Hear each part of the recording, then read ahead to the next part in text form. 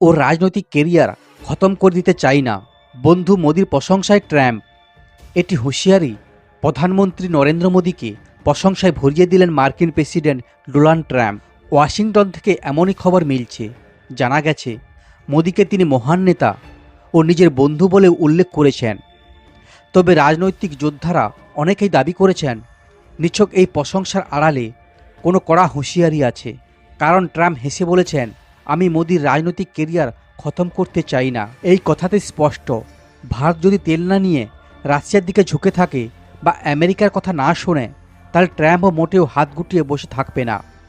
এমন কোনো বড় পদক্ষেপই করবে যা মোদিকে বিপদে ফেলে তথা ভারতের রাজনীতিকেও প্রভাবিত করবে। জানা গেছে এদিন একই সঙ্গে ট্রাম্প দাবি করেছেন ভারত তাকে আশ্বাস দিয়েছে তারা রাশিয়া থেকে তেল কেনা বন্ধ করবে।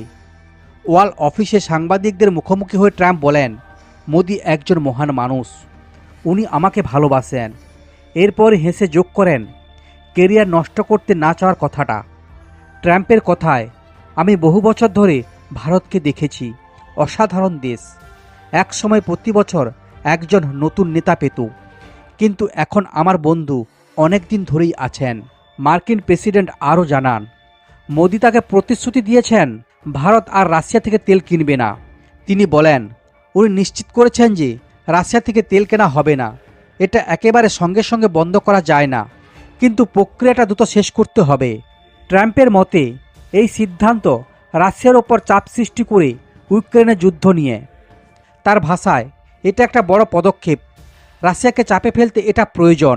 ওয়াল অফিসে প্রেসিডেন্ট ট্রাম্প বলেন, যখন ভারত রাশিয়া থেকে অপরিশোধিত তেল কিনছিল আমরা তাতে বেশ বিরক্ত হয়েছিলাম, কারণ এতে রাশিয়ার প্রেসিডেন্ট পুতিন তার যুদ্ধের সরাসরি অর্থ সাহায্য পাচ্ছিল।